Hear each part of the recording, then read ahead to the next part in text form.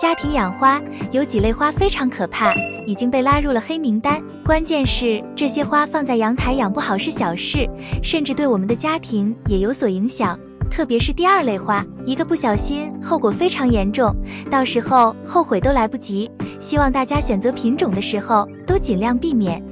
大家好，我是花花，今天介绍4类被拉入黑名单的花，阳台党的朋友们一定要多注意。1. 阳台黑名单，不适合养在阳台上的花卉或者植物总结起来有4类。1. 藤蔓类植物。藤蔓类植物通常不适合种在阳台，主要有以下几点原因：一、生长过快，难以控制。藤蔓植物生长迅速，尽管绿意盎然，但它们容易缠绕在阳台栏杆或其他物体上，难以修剪和管理，导致空间变得凌乱。2. 影响光线与通风。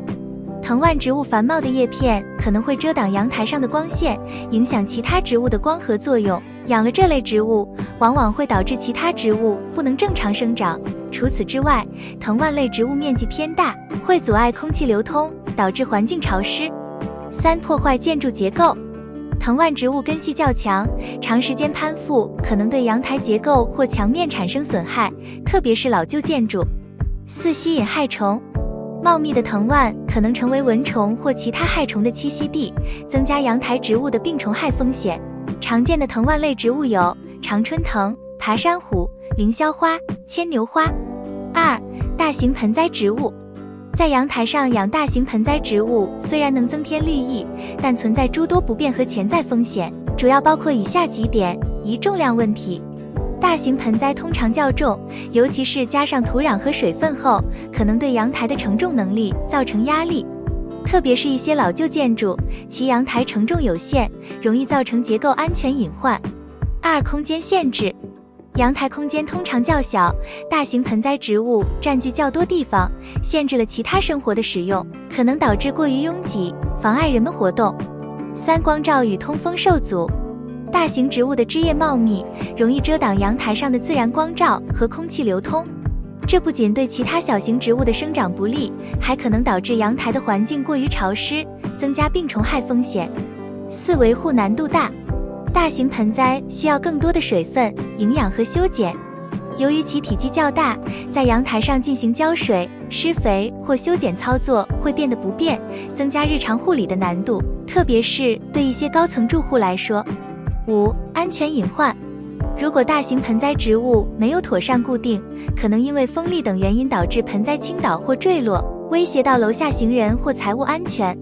因此，大型植物在开放式阳台上需要格外谨慎。常见的大型植物有橡皮树、琴叶榕、发财树、散尾葵、龟背竹。所以，如果想提升阳台的绿化效果，建议选择体积较小、易管理的植物类型。3. 水分需求高的植物。为什么水肥需求高的植物不适合养在阳台呢？一、浇水不便与排水问题。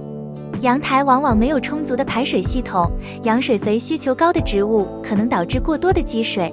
如果盆栽没有良好的排水口，水分滞留在盆内会导致根部腐烂。同时，由于阳台风大和日晒，水分蒸发快，需要更频繁浇水，因此就增加了养护的难度。2. 环境不稳定。阳台环境变化大，温度、湿度和风速等条件可能不如室内稳定，容易导致水分蒸发过快。水肥需求高的植物在这样的环境中难以保持水分和养分的持续供应。如果不能及时补充水分，植物易枯萎或生长不良。3. 肥料污染风险。阳台常与生活空间紧密相连，如果施肥不当，可能会产生异味或有害气体，影响居住环境。化学肥料残留也可能渗入阳台排水系统，影响周围生态环境。常见水肥需求高的植物或花卉有龟背竹、鸭掌木、大花蕙兰、天竺葵、常春藤。4. 毒性或刺激性植物。毒性或刺激性植物不适合养在阳台的原因有4点：一、对人和宠物有害。阳台是家庭成员和宠物经常活动的区域，如果养有毒或刺激性植物，接触到这些植物的叶子、枝叶或花粉，可能会引发皮肤过敏、眼睛刺激，甚至中毒。尤其是家庭有小孩或宠物时，他们可能会无意中触碰或误食这些植物，带来健康风险。2、风传播毒素。某些植物的花粉或微小颗粒可能在风的作用下散布到周围环境，特别是在开放的阳台上。这些毒性或刺激性物质会进入室内或其他居住空间，影响室内空气质量，甚至引发呼吸道问题。3、污染环境。当毒性植物的残枝落叶掉落到地面或进入排水系统时，可能会污染水源或土壤，对周边的动植物造成潜在威胁。同时，这类植物有时需要特别的处理方式，养护不当可能造成环境污染。常见的毒性或刺激性植物有夹竹桃、曼陀罗、万年青、虎刺梅、含羞草。有不适合养在阳台上的植物，也有适合养在阳台上的植物。下面就分享4种家里阳台适合养的植物。2、阳台白名单。1、西财树。西财树的好我已经说过千遍万遍了，我家里的多肉植物几乎每个品种都因为各种各样的原因死亡过，但只有西财树到现在还依然坚挺。首先，西财树在有光照和没有光照2种模式下都能生长，就算没有光照的话，土长也不会很厉害，那如果有光照的话就更理想了，它会茎秆处冒出来很多小芽，这些小芽如果不去管它，慢慢就长出来更多小芽，让你的西财树越来越茂盛。同时，光照充足的西财树，叶片呈现黄色并带有红尖尖，一簇簇像个小喇叭，非常可爱。相较于其他多肉植物，西财树还有一个显著的优点，那就是它不容易受到虫害的侵扰。因此，即使在封闭的阳台上养一盆西财树，也无需担心虫害问题，这让许多爱好植物的朋友们倍感轻松。此外，西财树的价值也随着它的成长而逐渐增加，养得越大，越显得珍贵。如果在生长过程中出现短暂的徒长现象，也无需太过担心，因为我们可以将这些徒长的枝条巧妙地修剪，养护成老桩。这样的老桩在家中不仅是一种盆景，更能起到镇宅的作用，为家庭带来一份宁静和美好。2、铜钱草。钱草因其叶片形状酷似古代的铜钱而得名，因此很多人将其视为提升财运的象征，渴望在家中养上一盆。除了寓意招财之外，铜钱草非常适合放置在阳台上，原因还有很多。首先，铜钱草对光照的需求很高，充足的阳光能够让它的叶片变得更加茂盛、翠绿，根系也会随之生长得更为健壮。其次，铜钱草的植株体型相对较小，因此不会遮挡阳台的光线，这一点特别适合阳台的空间利用。